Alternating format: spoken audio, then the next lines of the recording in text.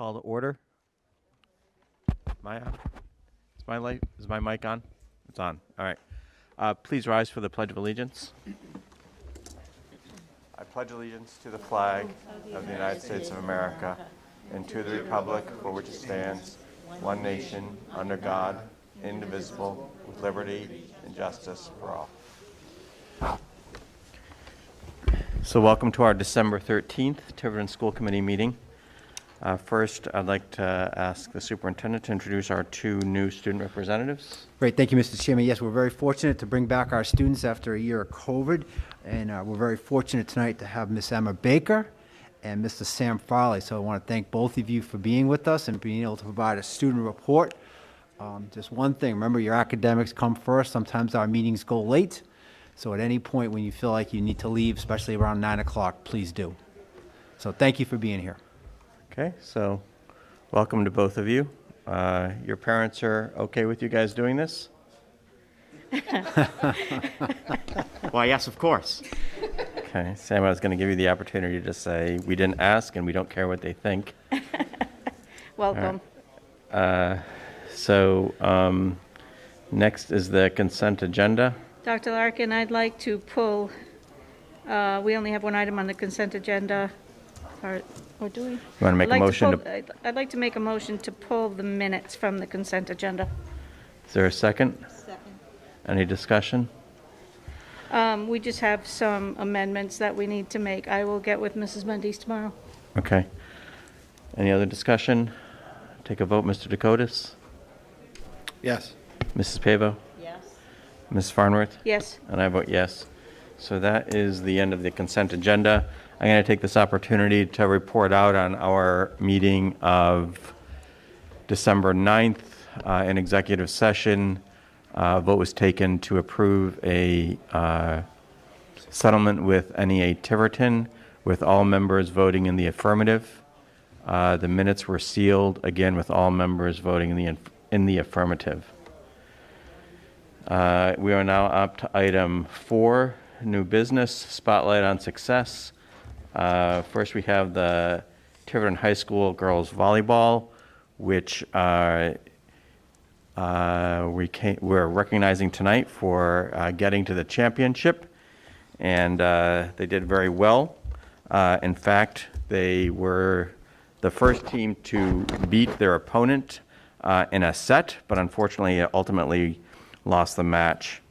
And I'll quote the coach from the opposing team that said, "If you slow up or hold back on them at all, they'll run right over you." So that's what the ladies of Tiverton are made of. So I'm going to turn the, and also actually two of the team members were recently, I guess, elected or chosen for the Newport Daily News all-county girls volleyball team, Molly Richardson and Olivia Miranda. So congratulations, ladies. Well done. And we hope to see greater things even maybe next year. So I'm going to turn it over to Dr. Sanchioni. Thank you, Mr. Chairman. That's a great introduction. It's one of our better meetings when we get to recognize our student athletes for their great accomplishments on the court. Co-champs, state runner-ups is quite an accomplishment. So I'd like to call up Coach Elder and have her recognize her students. I know tonight's a basketball game and you got some carryover there, so as many as we have here, we'd love to recognize those students, but please call up or recognize every athlete. Does that have anything to do with the height? You got to push the button on that little microphone. There you go. Good idea. Okay. Our first teammate is Kara McQueen.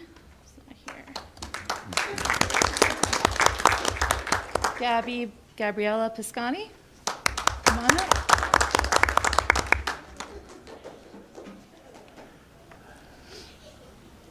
Let's stand up here.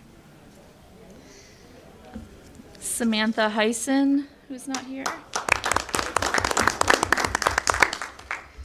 Molly Richardson, who's playing basketball. Miranda Aguiar. Kaylee Cabral, Julia Polofsky,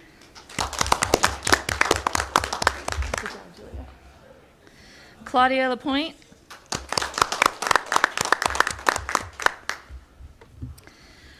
Olivia Miranda.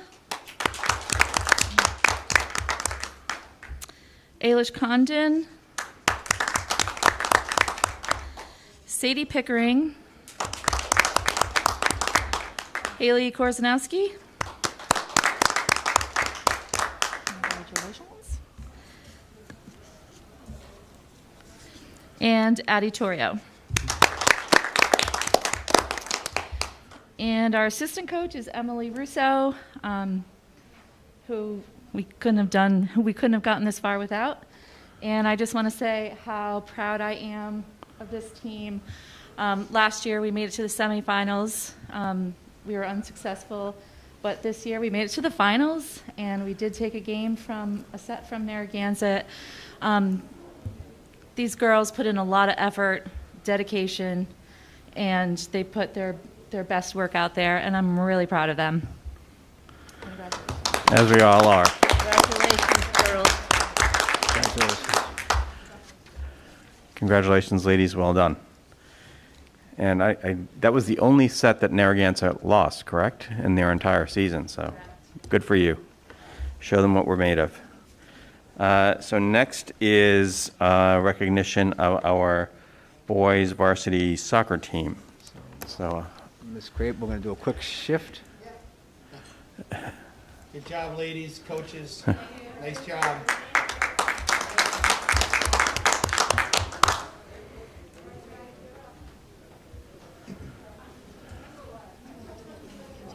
yeah.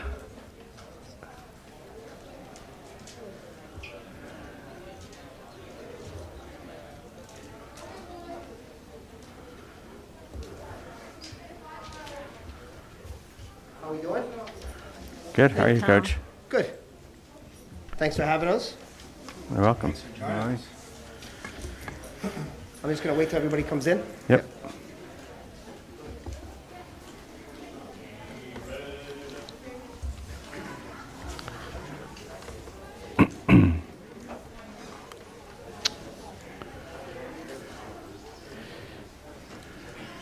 We had a couple of bus loads get dropped off. Yeah, it looks like it.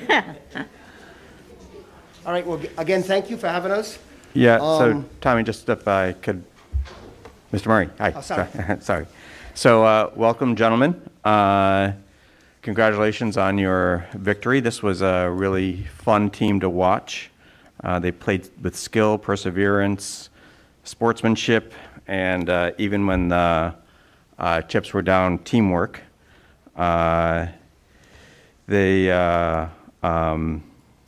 Talent wins games, but it's teamwork that wins championships, as they say.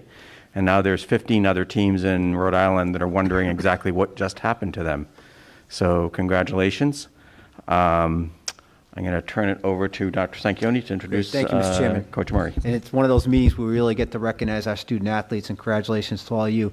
It's one thing to win a championship, Coach Murray. It's another thing to go undefeated. That's quite an accomplishment. So just know that we're all very proud of you. Thank you. And now we'd like to turn the mic over to you to tell us a little bit about the season and recognize your athletes. I kind of just wanted to say the main thing I think we had going for us this year was, last year we also went undefeated. We were 5-0-3, and we got cut short because of COVID, and they didn't let us come into the playoffs. They didn't let us be a part of it. And I think that's the step that we had coming into the season. I think we had that edge with us, and then it became more realistic. When we got up to, when we were 10-0, 11-0, or 12-0, I think it got tighter and tighter for us. We had to carry that undefeated season on our shoulders, and it took a toll on us. I think we managed to get through the playoffs, but we didn't play our best, but we did enough to win the whole thing. And these guys worked hard. Luke Daldea, our captain, did a tremendous job starting in August, getting things together and doing what he needed to do. So I'm proud of all these kids, and I'm hoping to do it again next year. So thank you. Thanks for having us. Thank you. Thank you. Congratulations.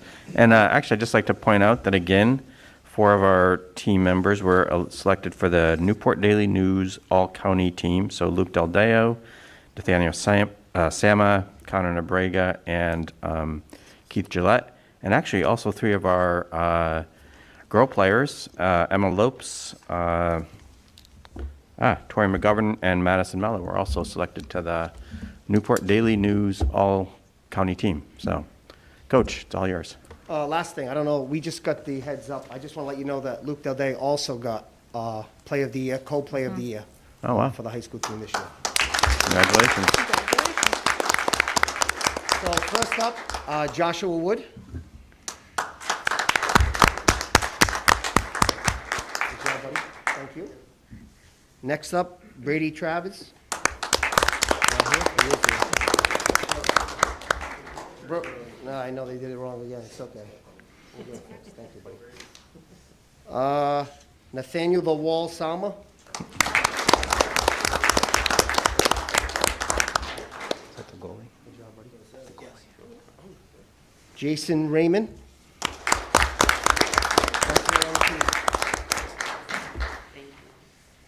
Ben Pacheco.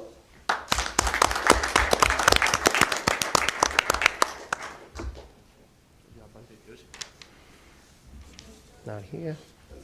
Connor Nobrega.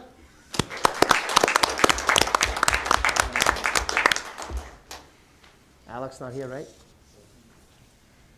John Mello. Connor McCauley. Sorry. James Loggy. Liam Hayes. Bob is looking for you. Toby Harrison.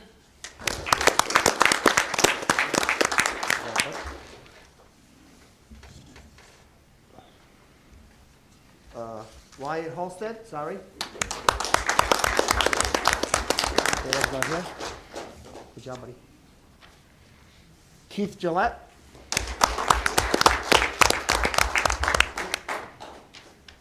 Ben Foley.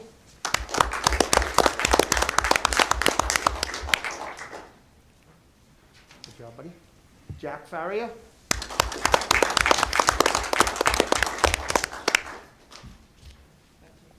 Good job, bud. Keegan Dutel.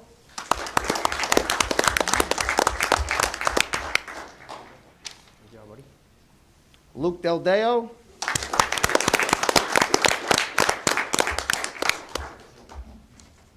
job, buddy. Jonathan DeGala. Welcome. Other half, Aaron DeGala.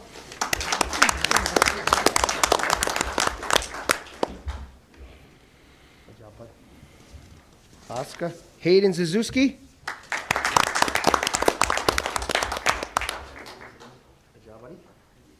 No Logan. And Logan Bouchard, not here, right?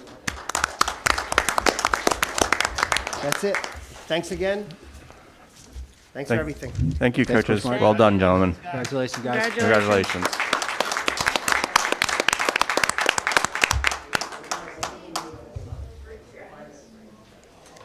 Is that? Get nice medals. Yeah.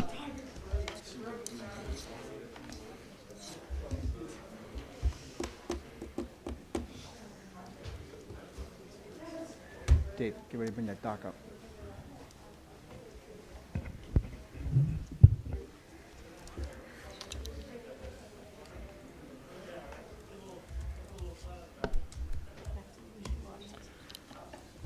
All right. So now for the rest of you in attendance. There's 0 people there left. Oh, sorry. Oh, we were thinking of the citizenry, Mrs. Creighton. All right, so item 4B, vote to accept donation for middle school baseball softball team. Dr. Stanchioni. Thank you, Mr. Chairman. So we have a donation to be presented to the school committee for your consideration to add middle school baseball and softball, 2 sports that are currently not offered at the middle school, have never been offered at the middle school. And as you know, in our spring, there were no sport offerings until a few weeks ago when you offered the opportunity to have track and field this year for the first time.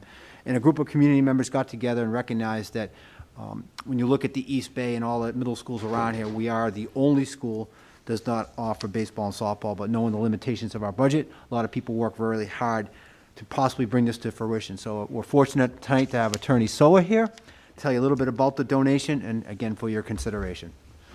So good evening, ladies and gentlemen of the committee. As you know, my name is Jeff Soa. Thank you, Mr. Superintendent, for introducing me. I have been appointed to speak to you as part of this group of parents who are interested in bringing in middle school softball and baseball to, for the first time ever in Tiverton's history. And the reason for thinking this is a good idea is obviously development of the players. Most of the schools regionally have middle school softball and baseball. Middletown, Portsmouth, Barrington, Newport. So we feel it's appropriate, and it gives the kids an opportunity to develop their skills so that when they get into high school, they're in the best position to compete at a solid level. So fortunately, with the assistance of a school committee member and a number of other parents, we've been able to generate private funding for the program for the first year. I believe that, and incidentally, the sustainability of the program, which may be a concern, is really evidenced by the fact that there's 250 players average every year in Tiverton Little League. So you have a history of players playing baseball and softball until middle school, and then they play again in high school. There's a gap in the middle, and it really, there's a need, bottom line. Now, of course, that need's going to require money. We've been able to generate that money, fortunately, through a number of private donations, and I think you've been presented with the breakdown of the costs associated with the program. Oh, has that already been looked at? Yes. Does anybody have any questions about the breakdown? I don't know that I'm the one to answer those, but So I'm going to ask for a motion, at least to open the discussion, to approve the donation. I'll make that motion. I'll second it. Okay, so the motion's been made and seconded, and I'll open the floor to questions from the committee. Mrs. Farnworth? Mr. Soa, you answered one of my questions already. I was going to ask you, how does this intersect with Tiverton Little League? yeah. And you're telling me that they don't play from ages, 11 to 14? So Little League concludes at age 12, and then there are some additional leagues thereafter that theoretically, the junior league, I think it's senior league, which is kind of, there's not a lot of players that take part in that process. I think that the vast majority of the kids that play in these different leagues actually get to know the regional athletes, and almost all of them play for their middle school. And that's kind of what really prompted this whole idea of coming in here and trying to allow Tiverton to have the same kind of opportunity.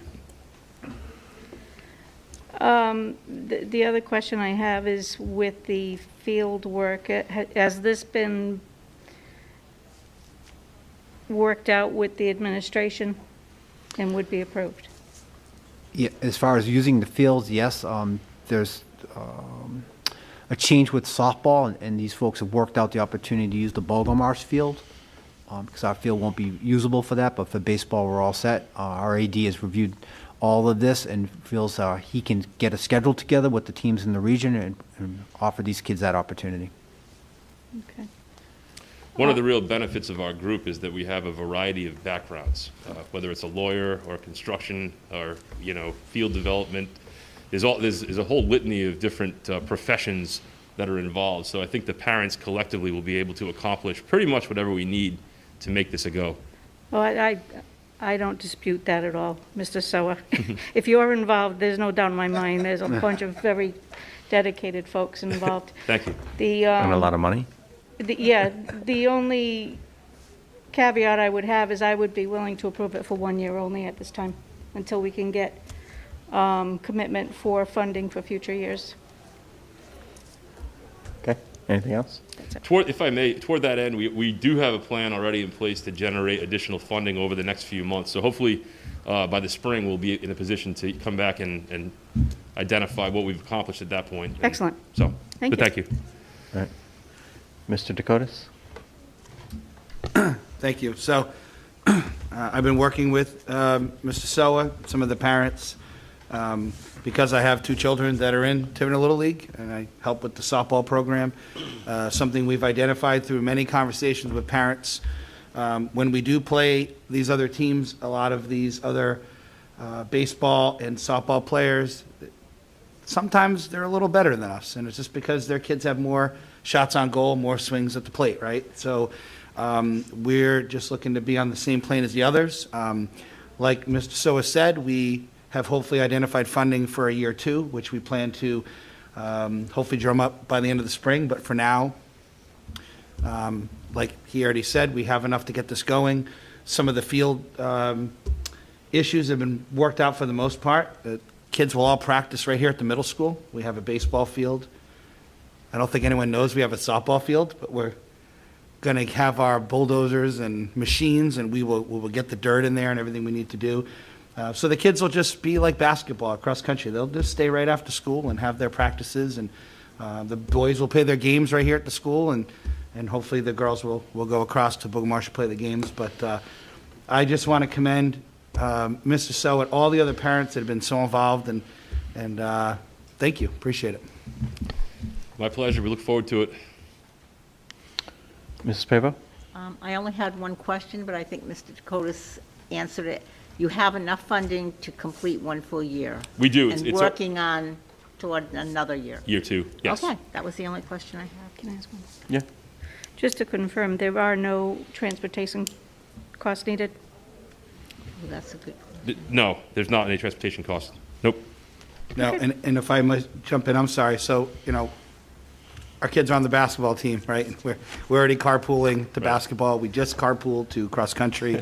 This would be right in the same ballpark for the, 6 away games, but no buses. Now, an hour ago, as a matter of fact, for the middle school basketball team, we just signed up to do the same thing. So exactly, we can make that work. So do you ever have children who are unable to participate because of lack of transportation? No, in fact, that's what we did today. For example, in the basketball team, the parents that go provided a number of people or children that they could transport to the games. So I think that today there's 16 girls on the basketball team, at least the girls team, and I think there were about 50 available spots for transportation via the parents. So that's never going to be a problem. We have a very committed group of parents here. That's great to hear. I know it wasn't always the case, but thank you. And that's largely what actually happened with boys soccer this year, and I think girls soccer as well, because they couldn't find the drivers. So, That's good. Ms. Baker, questions? Uh-oh. This is my mock trial stars over here. Yeah. Good practice. No questions right now. I do want to say you did a great job presenting. It was fun seeing you do a little presentation like you would, I imagine, in the courtroom. So I don't know if the word fun is what I would use, but I thought it was fun. thank you. All right. Sam, my Mr. favorite. Farley? Yeah, I mean, middle school isn't exactly our forte, but I think, you made some very good points, and the more that we can offer for students to do is the better. So I don't think there would be any objections student-wise to the plan. Thank you. And any questions or comments from the public, Mr. Carnevale? There are no questions at this time, Dr. Larkin. Okay. My only question is, Peter, you support this? Absolutely. Okay. All right. If there's no further comments or questions, I'll take a vote. Mrs. Farnworth? Yes. Mrs. Pavo? yes. Mr. Dakotas? Yes. And I vote yes. So thanks very much, Mr. Soa. Thank you. Look forward to seeing you again to give out certificates because you've won the championship. Which one? 'Cause I plan on a couple of those. Yeah, Happy yeah. holidays to everybody. Thank you very much. Thank you. All right, Thanks, Jeff. Thank you. Clean Thank sweep, you. maybe.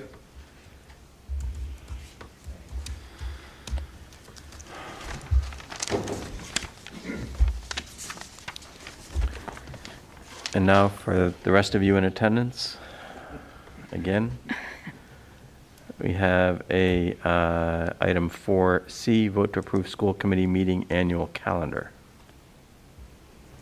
Am I on the wrong agenda? No, I'm on the right agenda. Yes. Dr. Sanquioni. Oh, that's right, because we have to do this every year in December. So I'm going to ask for a motion to approve the calendar as is in your packets.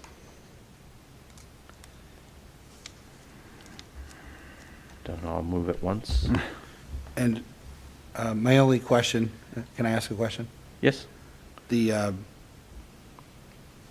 budget committee, the school council, do we need to add that to that? That's just off topic.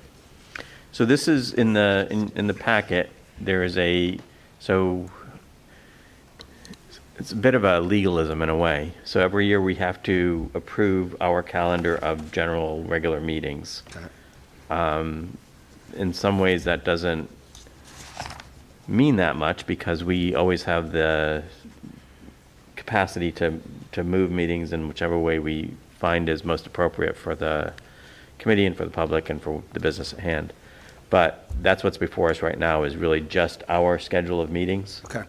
So it doesn't really play into or sort of Any extra meetings or any doesn't other have anything to do with obligations? anybody else or anything else. Okay, And, thank you. you know, all we need to do is meet the open meetings law requirements to have a meeting whenever, and I suppose wherever we want. Sunday mornings at my house. Okay, thank you.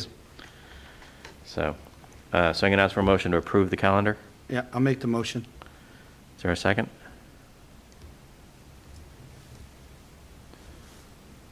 Okay, I will second it. Is there any discussion? Dr. Larkin, I'd like to make an amendment to the Okay. calendar.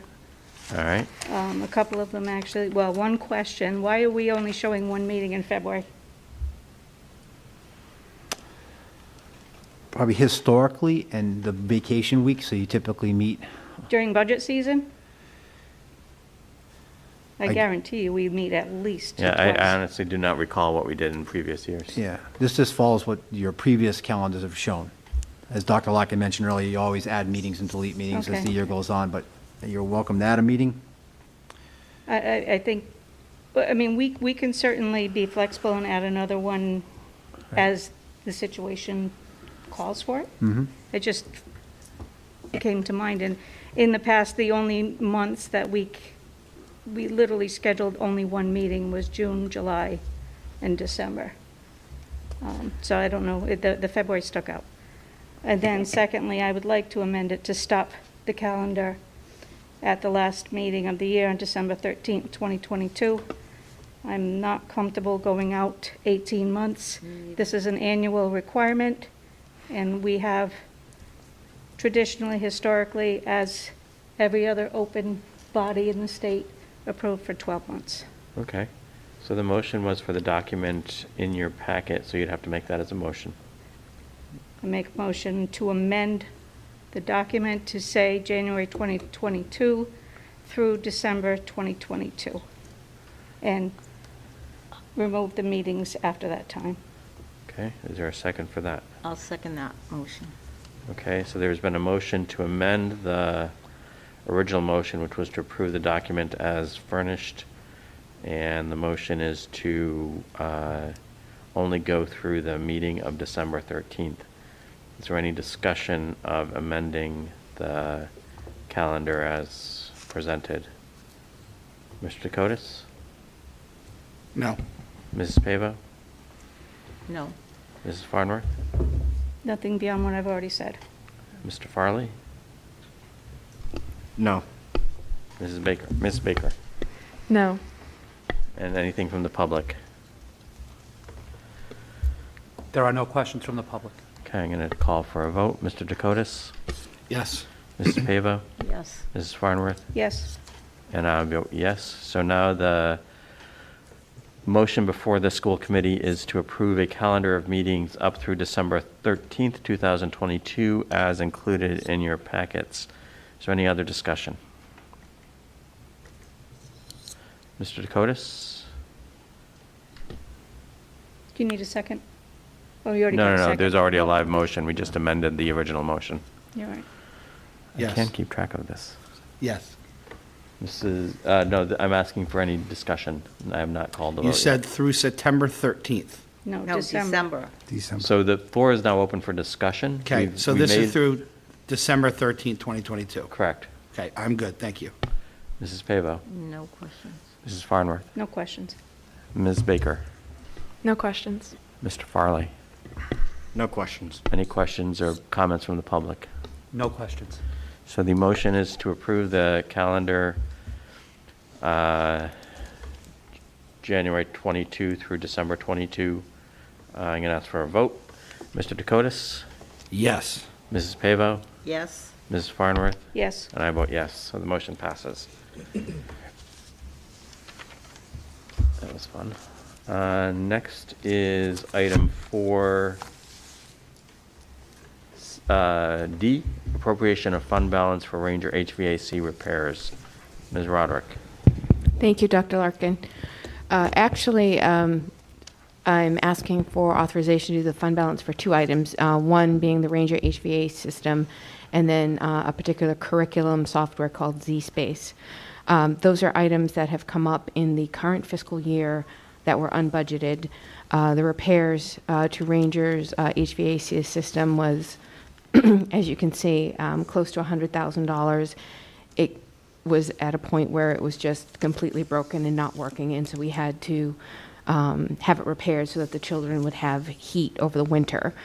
And Z-Space, I think Dr. Sanchioni can talk to the curriculum itself, but it's something that we're hoping to purchase. Okay, so I'm going to have to rule on that. We are not posted, so we cannot take that up, the curriculum issue. Okay. Sorry, it's not on the agenda. So just do Okay. just do the Ranger. So we'll just do it in January unless there's some urgency, in which case Okay. we'll meet again. Okay, so Ranger, we are, I believe, at a past meeting, I demonstrated that we are anticipating about $1 million carryover fund balance from FY21. I believe I went through the analysis of sort of the overages and underages. And so with that, I was hoping to use some of that overage of fund balance to pay for the repairs to the Ranger HVAC system. Okay, I'm going to ask for a motion to approve that. I'll make a motion for discussion. Is there a second? I'll second it. Okay, so I'm going to open up the floor to questions or discussion. Mr. Dakotas? How old is Ranger? Just to refresh my memory, if you don't mind, if anyone knows, anyone, More than 10 years? more than 10? Yeah. I believe it was built in 2007. Yeah. Okay, thank you. So is this repair, is that about 15 years? Is that about what this would be fall into? Yeah, 15 or 16 Pretty years, yes. standard? So this isn't out of the ordinary, this is pretty Well, much? of course, we hope that they'd last for 20 or 25 years. But in this particular case, the entire control panel, for lack of a better phrase, just fried because it's Okay. all electronic now. And how it communicates, to the actual system and the units on the roof and so forth, is electric or electronic, excuse me. And so, as we know, electronics are not as durable as systems used to be. So, is it the standard? Probably. Okay. And are they repairing this, or is this new, they're putting in new? So they put in a new controller, a brand-new controller, and they're doing some overhaul/repairs of the units on the roof and in between. Okay. And the only other question I have is any of the work warranted going forward on this? Maybe not the repairs, but anything new? No. Yes, there are, and unfortunately, I can't call that to mind, but I know that there is, and I can certainly Okay. forward you that information. Just curious, just in case in a couple of years. I'm just trying to think of. Yes. We have some protection. Okay. Thank you for I will get, answering and that. I will forward that to you. Thank you for doing that. Appreciate it. Thank you. Mrs. Pava? I have one question. Is this something that would have happened because we didn't maintain the system? Or it's just wear and tear and age? My understanding is that it's wear and tear and age, and again, the electronic component of it, like any other sort of electronic system we have, in 10 to 15 years, we're probably going to have to replace those as well. So my understanding is that it's wear and tear and. Okay, thank you. Anything else? Elaine? Nothing else, thank you. Mrs. Farnworth? Mrs. Roderick, did this work go out to bid? It did not at single source because the system is from Train. Okay. And I'm going to be honest with you, well, two things. I'm a little uncomfortable just approving $93,000 without any kind of backup. I'm going to be honest. I would like to see something from the vendors describing the work more than a verbal presentation. It's just too much. Second, I would like us to hold off on, from what I understand, you've already spent the money, right? It's already We been- haven't spent all of it. We've purchased the control panel. They have given us quotes for what they're calling the deficiency work. And that, in essence, has to be done or else there's nothing for the controller to control. Okay. So it's not done, but it's in progress, absolutely. What I'd like us to do is get a little closer to the end of the fiscal year before we make any commitments to take funds out of the fund balance. See where we are maybe in other categories where we can transfer funds from more favorable items in the budget, if that's at all possible. Is there a timeliness to this, though? That's my biggest question. There is, Yeah, unfortunately. you need the system to work. We need the system to work, otherwise the students have no heat. So it's of an emergency nature, unfortunately. I can certainly hold off, but No, I understand the nature of the emergency, and if you need to do it, you have to do it. The question is, can we find any kind of favorability within our other line items to perhaps cover some of this at least? If I- And then secondly, can we see the paperwork associated with the job? absolutely, I can provide you with the paperwork. And if I may, Mr. Chairman, yeah. certainly, whatever funding you approve now, you can always go back and journal entry it to another source by the end of the year. I think the point Ms. Roderick's trying to make is we need to do this now. Right. Now, how you pay for it, you can decide that in June. We can take it from one source, and then you can transfer sources at any time. I would prefer to do that, actually, rather than committing to taking it from the fund balance now. Well, we can approve the expenditure, and in a sense, that's really what the motion on the floor is, not necessarily that it's coming from the fund balance or any other particular source. It only mentions in the vote appropriation of fund balance for the HVAC repairs. It doesn't mention any approval to do the repairs. And I realize I'm being a little picky, but it's $93,000. No, I have the same concerns, but I think the issue, again, is the timeliness and the fact that it's single source and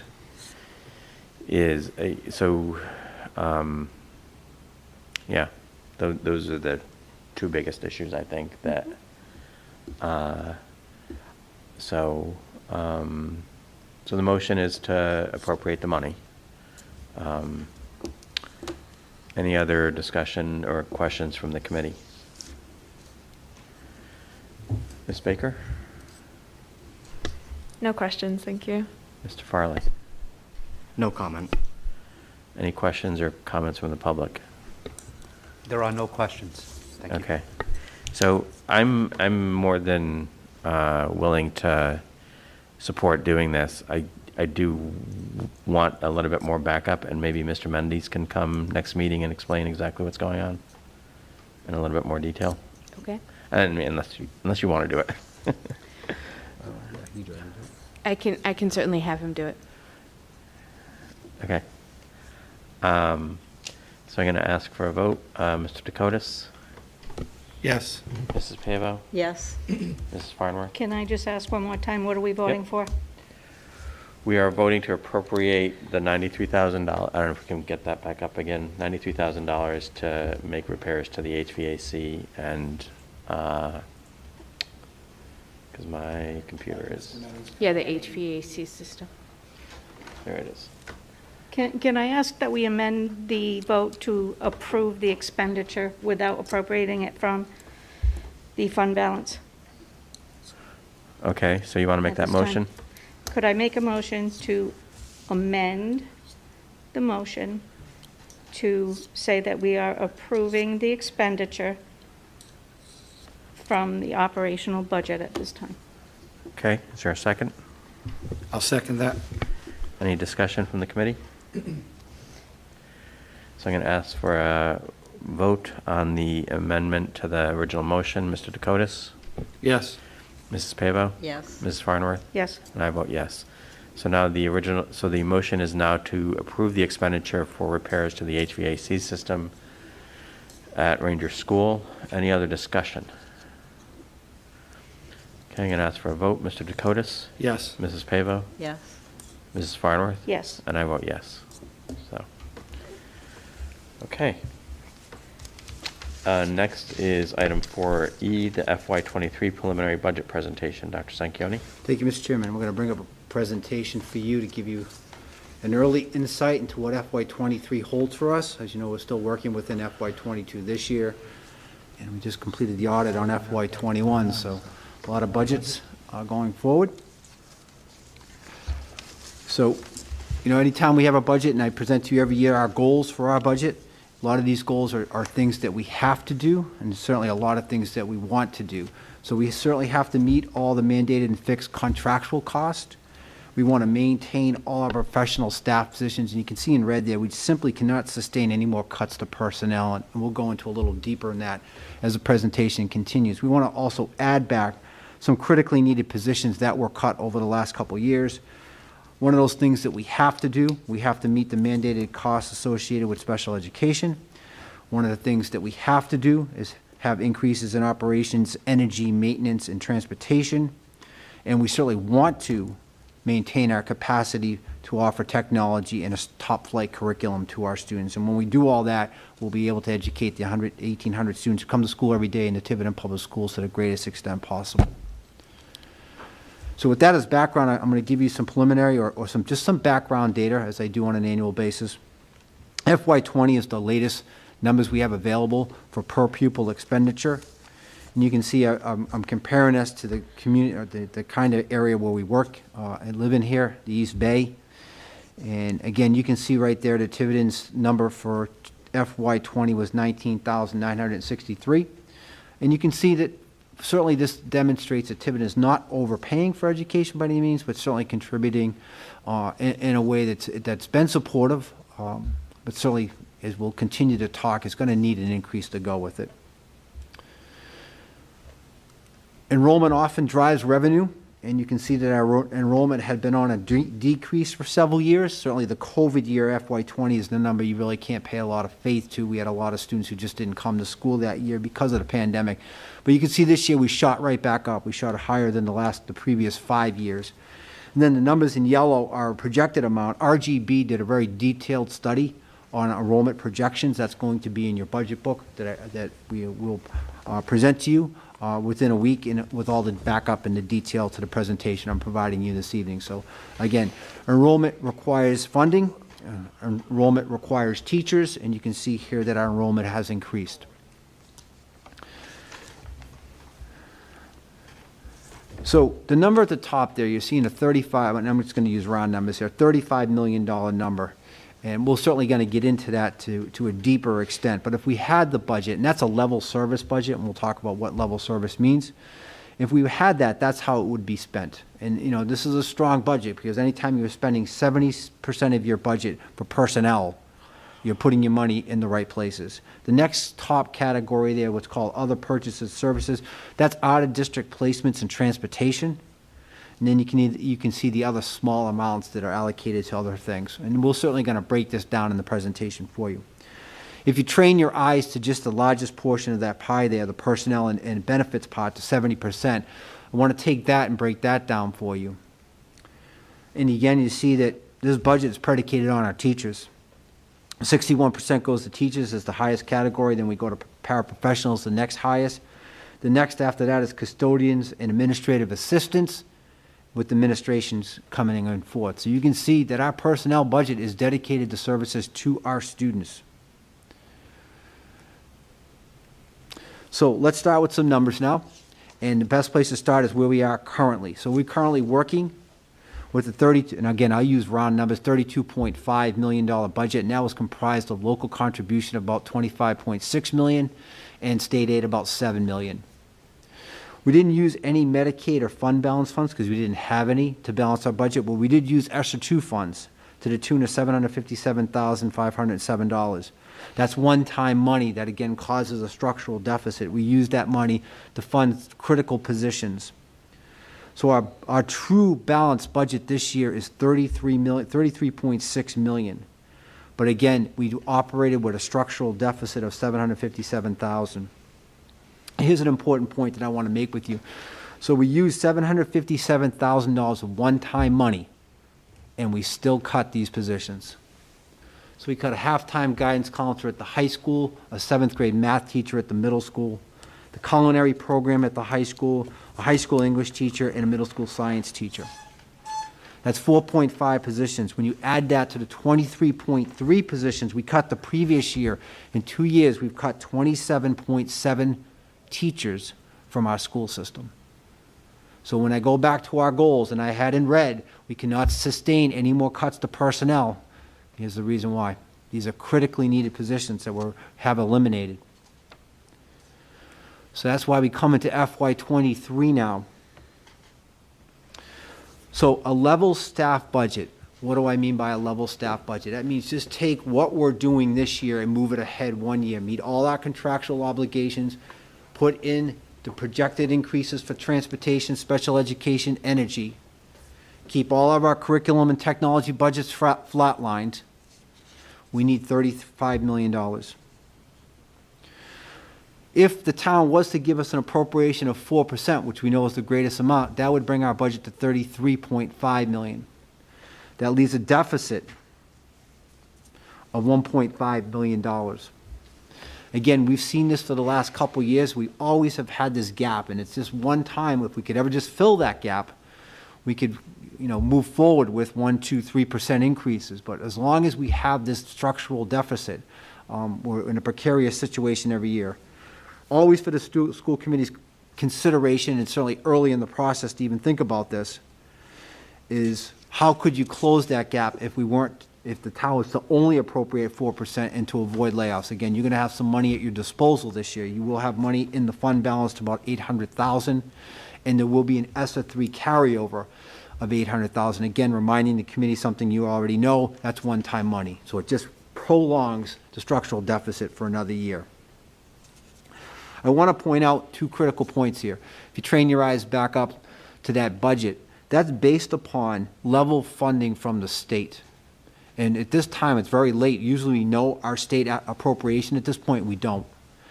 And we're hearing that it might actually be coming less than it was last year. So any cut to state aid would just increase that deficit. We built this budget on level funding from the state.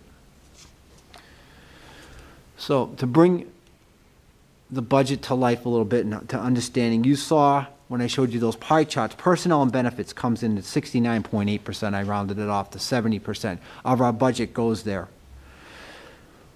The next biggest category is energy, special education, which is fixed and mandated. We're not going to be able to cut that or touch that. Transportation, not going to be able to cut or touch that.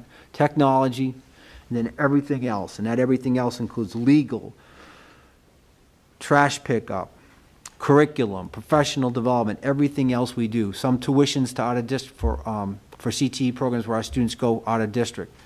So you can see this is a very streamlined budget. We spend our money on our teachers, on keeping our buildings warm and open, and all our other fixed and mandated costs.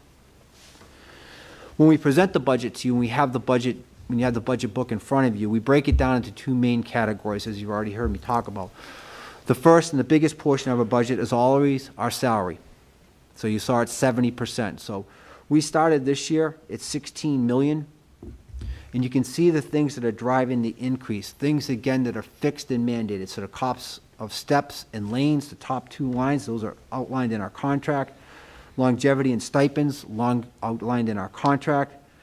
Reserved for negotiations, as you know, both of our contracts are expiring. We will be in negotiations with both Council 94 and NEA. And as you saw earlier when I talked about that structural deficit, we funded positions from ESSER 2. And at least we're putting those positions back in the budget. That's part of the $35 million, which is why we're putting in that $326,000. Without that money allocated to those positions, it would just mean deeper cuts, positions that we have right now that we desperately need. So the increase in personnel is $708,297. Now I want to show you this here. This is not in the request. This is not part of the $35 million. But as the budget season rolls on, you're going to hear me continue to implore you to increase that request by these positions here. And this is, again, we've cut, as you heard us say, close to 28 positions in 2 years, and I'm asking to restore 4.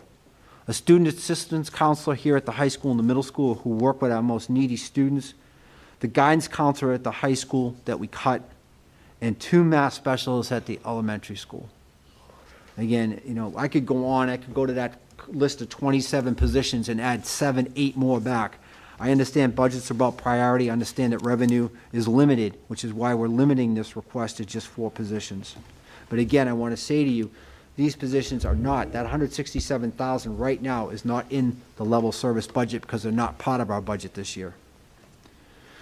So once you take out personnel, and the next part of our budget is all of our expenses. So 70% of our budget is personnel.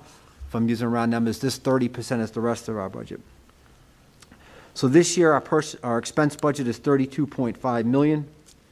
Our request for next year is moving it up to $35 million. It's an increase of $2.5 million, 7.8%. I want to show you what's driving that. Again, things that we have to do. So medical and dental premiums. No negotiation there. That's a bill that comes in that we have to pay. Special education, no negotiation there. That's a bill that comes in we have to pay. Regular transportation, no negotiation there. That's a bill we have to pay. Statewide transportation, same story, bill we have to pay. Energy, a bill we have to pay. See, the point I'm making to you is we're asking for a level service budget just to keep things where we are now. We're not adding anything. We're not adding any curriculum. We're not adding any technology. We're not adding anything back. And that's what, you know, our increases are being driven by the current economy and the things we need to just stay open. So there's our operating budget as it currently stands at $35 million, broken into 2 categories, personnel and expenses. As you know, we often have the opportunity to ask for capital requests that lie outside of our operating budget. So we have some things here for your consideration. I want to let you know that RGB has completed a finalized report for the entire district. You'll have that opportunity to go through that document when we present you the budget book. This is the administration's opportunity to suggest to you what we think is most needed in our district, if in fact we should be allotted capital funds for next year. Again, we implore the committee to work with us. This list may change if you feel that there's other things that you feel should be done. But again, we've talked about converting this library to a media center. Even with the revenue we were allocated this year, and we're very appreciative of the money we received, we won't finish the bathrooms or the locker rooms. We'll be close, but there'll be a couple at each school. So just to finish off that job at both the middle school and the high school. What we're seeing right now in Pecasset, as you heard Amy speak about what's happening at Ranger, we're seeing the same deficiencies, and it's the same system, and Pecasset was updated around the same time as Ranger, happening at Pecasset this year. We'll keep Pecasset working this year, but we're going to say to you that, look, we need to change that out. We need to do the same work we're doing at Ranger this year over the summer at Pecasset to avoid a complete system failure.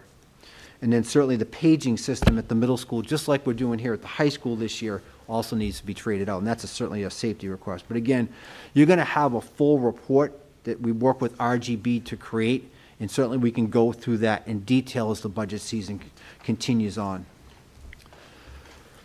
Now, the interesting thing about our district, even though we've cut 27 positions over the last 2 years, I would suggest to you with great commendation to our administrative team and to our teachers that the educational model is working. You know, we're moving things in the right direction. The things we're doing with writing, professional learning communities, technology, curriculum, the training we're providing our teachers is making a difference. You can see here how our graduation is creeping up every year. Less kids are not graduating, more kids are graduating, and that percentage is going up, and we hope when we get to this year in 2022, you're going to see a graduation rate closer to 96%. Again, I share that with you because if we can keep the system in place, if we can level staff, level fund our budget, we'll continue to produce these results. And then I also want to share with you, U.S. News and Report just did a report where they ranked all the schools in the country. And here in Rhode Island, I'll share with you the quote that came right from U.S. News and Report. We recently published our first ever rankings of public elementary and middle schools. And the news is good for Tiverton. 2 schools earned the best elementary school badge and 1 school earned the best middle school badge because they placed among the top 30% in the state. Ranger was ranked 12th out of 164 elementary schools. Fort Barton was ranked 35th out of 164 elementary schools, and Tiverton Middle School came at 17th out of 60 middle schools. Those are great results based on a lot of factors. I pay high commendation to the principals at those schools and the staff who've done great work. Again, I share this with you because this budget is asking you to continue to support education at a high level so we can continue to produce results like that. So I know it's the first look at these numbers and these ideas. A long way to go till we get to the spring to finalizing our budget. We look forward to working with you in a partnership to achieve the greatest extent possible and hopefully that $35 million request. Okay, thank you, Dr. Sanchioni. I'm going to open up the floor to questions from the committee. Mrs. Pavo? I have no questions at this time. Mr. Dakotas? I appreciate getting the first look at this. My mind is only digesting this for about 5 minutes, right? Yeah. But the one thing I just want to ask is, where do we see ourselves with bus contract, and is anything going to change? I know we don't have the, I guess, availability from them to do anything extracurricular, but is there anything that might change with that? Are there any chances we'll get some money back, or anything with busing? I know it's So going to be a We hot have a topic. contract that we signed last year that covers next year, so the only good thing about that is we know what the increase was going to be. It's 8%, if I recall. It's based on CPI, inflation, so I estimated it at about 5%. Okay. So between this year and next year, I mean, I assume the last 6 weeks is better than the first 6 weeks of school, right? With missing runs, and then we had someone come speak to us and talk about hiring more drivers. And so do we feel like we're sort of back where that is? Because with the cost we're paying on the increase, I think people are a little bit hot with making sure we're getting what we're paying for, especially that increase. So we always just pay for the runs that actually happen. So anytime they miss a run, we're not charged for that. Okay. And so, as you heard, when the presentation for sports went about travel there, we still have some athletic runs that do not have drivers. Okay, all right. But the rate and the things we know about the contract are in place. Okay, all right. So that number's pretty solid. It's not going to change either way. Unless inflation starts to decline, Okay, it's fairly solid. okay. All right, and the statewide transportation, can you just touch on that a little bit more? Just for someone that might not know, what does that mean? How much more? Why is it so much more? Okay. So they too are having, they have contract requirements, and they have driver shortages and so on and so forth. And actually, the director of special ed, Ms. Krager, and I had a Zoom call with the folks from statewide transportation. And the reason that it's going up so significantly is number one, their contract with the providers is going up by, similar percentages. It's also dependent on, it's a shared system, so we are technically subsidizing other districts and vice versa, potentially. And they've had several districts drop out of statewide transportation, and thus they have to have more buses, they have to have longer routes, and we get charged by the mile as one factor of many. And we do have some students that travel a great distance as far as statewide goes, and we, absent an alternative, and we've looked to purchase our own vans. There are no vans to be purchased, and especially those that are either handicap accessible or in good enough condition to transport students. And then we've called car services. We've done sort of all these other things. And right now, with the labor shortage and the vehicle shortage, our hands are tied to statewide. So,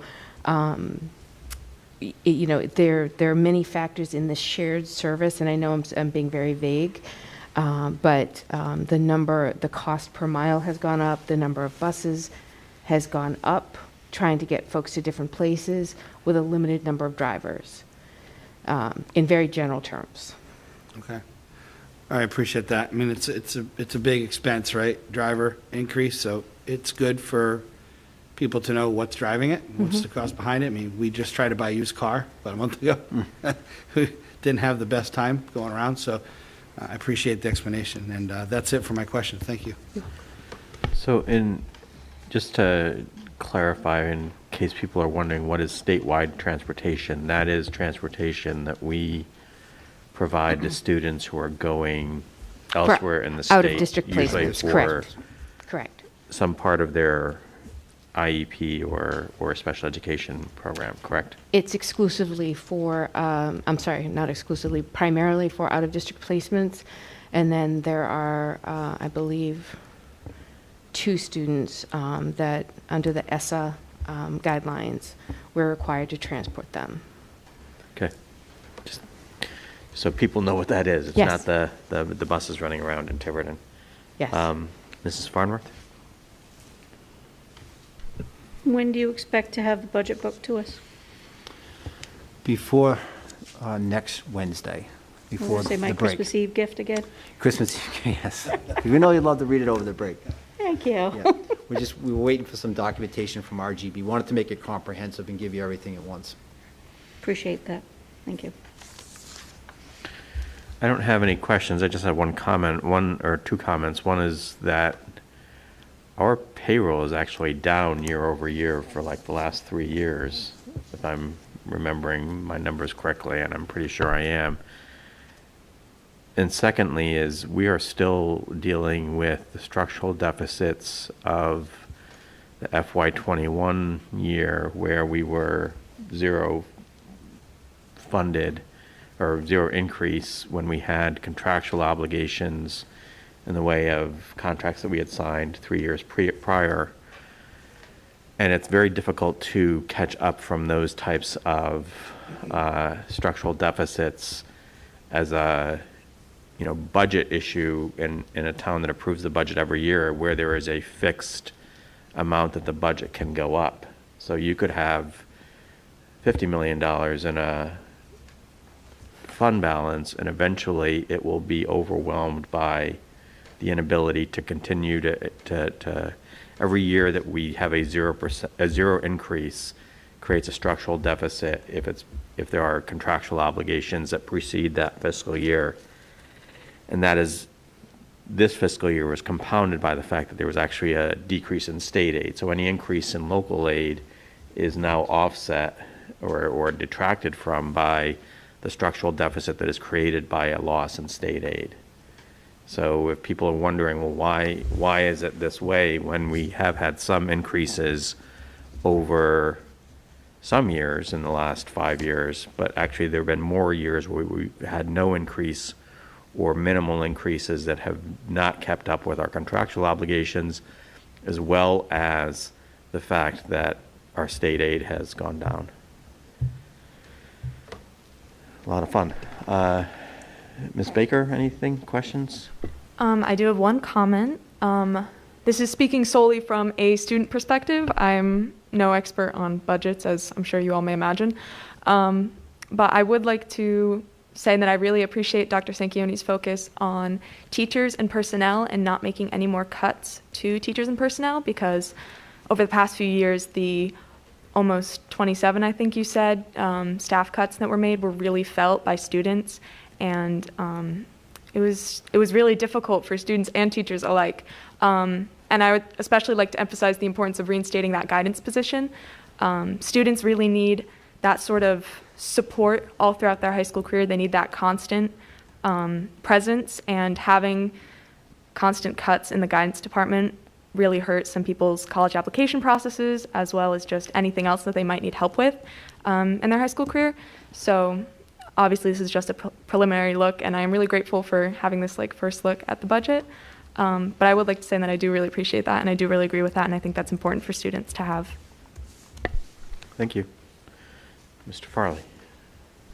Yeah, well, first of all, I agree with everything said there.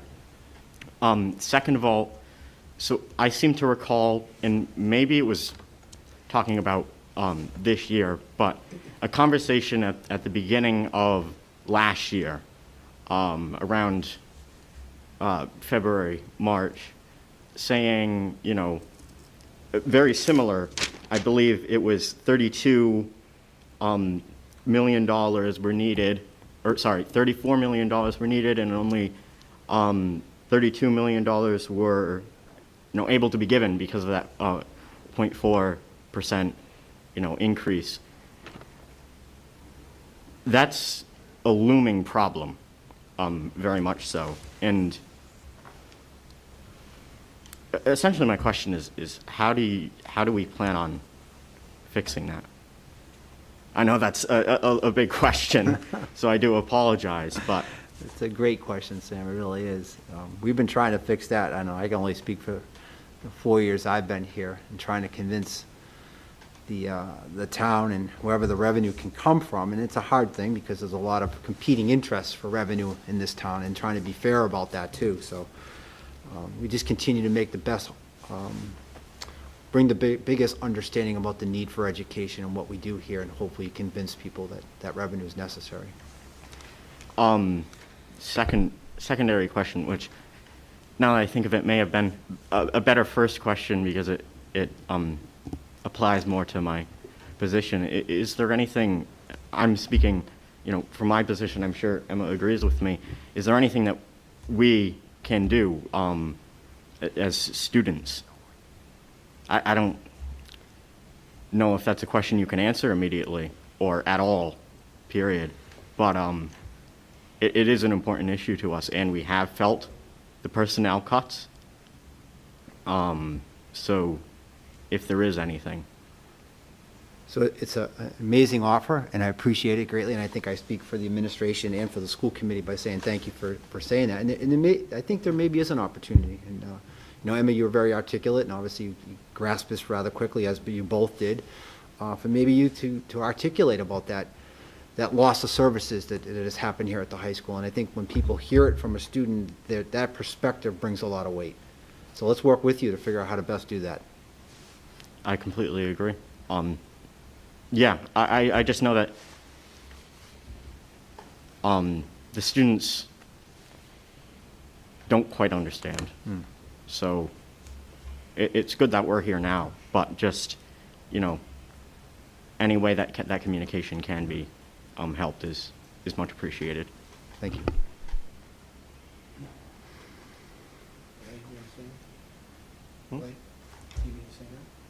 No, I said no.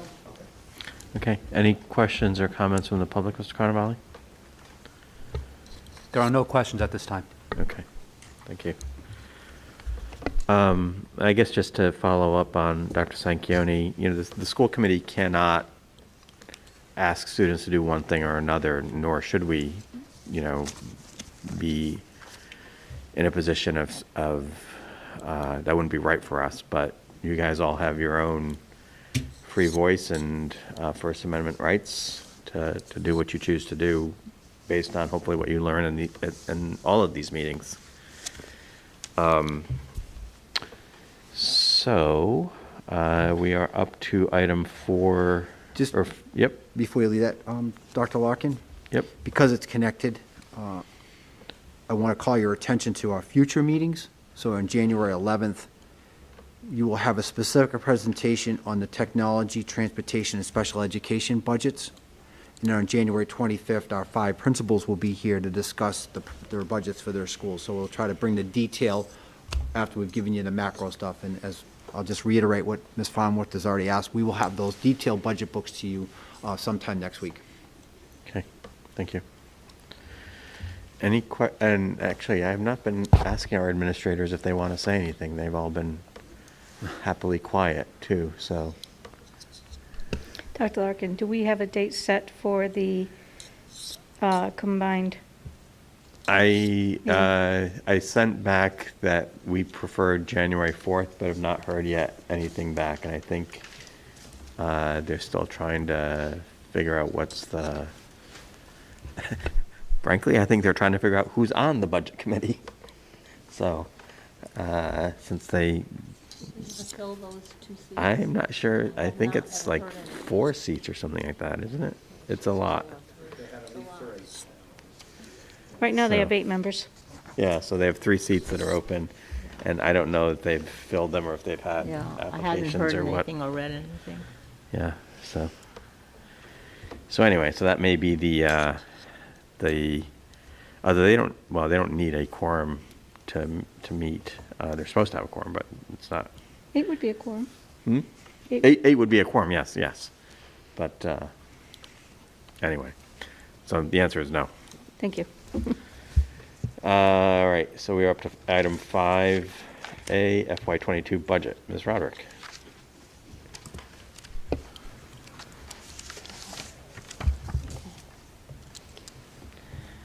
Are you going to control it? Okay. Sorry about that. It's our first meeting in December, and coincidentally, I'm able to provide you with budget to actual as of November 30th. Thank you. So as of right now, let me scroll down. There we go. You can see that we're, as far as payroll goes, we're right on track with where we were at this time last year. Roughly 29% or so, 29-30% of the budget, which makes sense for where we are in the year in terms of the 10-month employees. And again, same thing with benefits because they're all related to payroll. There's not a whole lot that's exciting there. The one item I do want to bring your attention to is the statewide transportation budget. We are on track for about $674,000 this year for that. And there, I'm expecting some budget savings in the bus monitor line that'll help offset that, but not entirely. So there are some. What line item is that? I beg your pardon? What line item is that? That is 55110 is the statewide. Okay.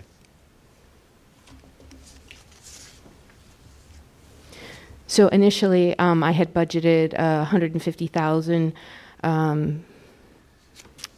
at this time, at roughly this time last year. Statewide transportation, or the department that issues the bills, didn't get us their bills until after the 1st of January. And as they started to roll in, we started to see how high they were. Thankfully, last year we were able to cover it. This year, that's something I'm keeping my eye on, as well as energy. Energy is up about 35% just in general pricing. So those are some overages that I'm expecting. Some of this, I feel like we've done this in reverse order, that I probably should have presented this and then gone a little further with the request to use the fund balance. So the 2 items that I was speaking of earlier are in addition to everything you see here. Those are not budgeted in here anywhere, but the expenses will eventually be posted here. Let's see what other. Those were the main items that I wanted to bring to your attention. I know you folks have had this. I don't know if you had a chance to go through line by line. If you have any questions. Okay, I'm going to open it up to the floor to questions. Mrs. Farnworth? Amy, thank you for explaining this the state transportation piece. Something tells me we'll be having additional discussions about that as we go through the next several months. And alternatives for next year. Yeah, I think that's going to be critical as supplies and goods become more available. Well, and that's Supplies, goods, and people, really. Yeah, and unfortunately, that's the crux of the problem. Ms. Krager and I have been working every month of this particular year, looking for alternatives, making phone calls, and unfortunately coming up empty-handed. So we are, at the moment, tied to the statewide program. If that should change at any time during the year, we certainly will bring it to you in order to make whatever alternative happen. Doesn't sound at all efficient. No. I'm just going to say presumably not. For all this, I get it. Okay. Just a couple of questions on line items, and I'm sure you're going to know this quickly. In the property section, Yep. just a couple of small postings I'm seeing there for furniture and equipment, building improvements, and then looks like an offset to land improvements. Right, so the offset to the land improvements, we received a donation to do some, I believe it's to repair the entryway to the field from the Booster Club. And they have already given us the check, and I didn't want it hanging around, so I deposited it. We're still waiting for that work to be done. That all of that has to go out to bid and so on and so forth. So I'm waiting to work with Mr. Brigham on that. Is that the donation that we approved at one of our recent meetings? Yes. Thank you. And so then the corresponding expenses will run through operations as well? Correct. Now, what is this equipment? 24/7? Right now, so all of our expenses, regardless of how they're funded, have to run through these object codes. That is actually the phone system at the high school. So Part of the capital? Our capital. Okay. That's all I have. And also, you can see that we still have some reimbursements at the bottom to be made from the grants. Yep. Okay. Mr. Dakotas? Too early. We'll talk a lot about this later. Okay. Thank you. Mrs. Pavo? No, I have nothing this time, no questions. Anything from our administrators? They're not even up. Chime in if you want. Anything from the public, Mr. Carvalho? There are no questions from the public, Dr. Larkin. Mr. Farley? No questions or comments. Ms. Baker? No questions, thank you. Thank you. So Amy, I just have one question, which is on the grand total, 30,000 view. It looks like we were at about 33% of our spend this time last year, 30.2%. We're 32% now, we're 30.2%. That doesn't seem terribly off. But I'm trying to figure out, so we're 680 in the red for this year, fiscal year? We have spent, we are not in the red. We have spent $680,000 more this year than we did versus last Okay, year. That's, I fixed the colors for you. okay, now I get that. And to your point, in the difference in the percentages, in particular, That makes one sense. is the statewide transportation. We did not get those invoices until after January 1st last year, though we have incorporated them. We've paid them this We year. already paid them this year, that's why Yep. we're ahead, Yep. okay, in our expenses. Okay. Thanks. Thank you. You're welcome. And I believe that is the end of our new business, or old business. So we are at announcements, scheduled meetings. We're meeting on the 11th and the 25th. I mentioned that I'm still waiting to hear back from the town clerk about whether or not January 4th. The drop dead date is January 15th for that meeting. So one way or another, I guess it's going to happen. Or I don't know what happens if, I don't know, do we all get removed from office if it doesn't? That would be probably more tempting. That might be tempting for a lot of us. I'm going to ask for a motion to move into executive session under Rhode Island General Law 42465A1, job performance, character, physical or mental health, superintendent goals and evaluation. So I'll make moved. that. I'll second it. Okay, I'll ask for a roll call vote. Mr. Dakotas? Yes. Mrs. Pavo? Yes. Mrs. Farnworth? Yes. I vote yes, we're now in executive session. Good night, everyone, who doesn't have to stay.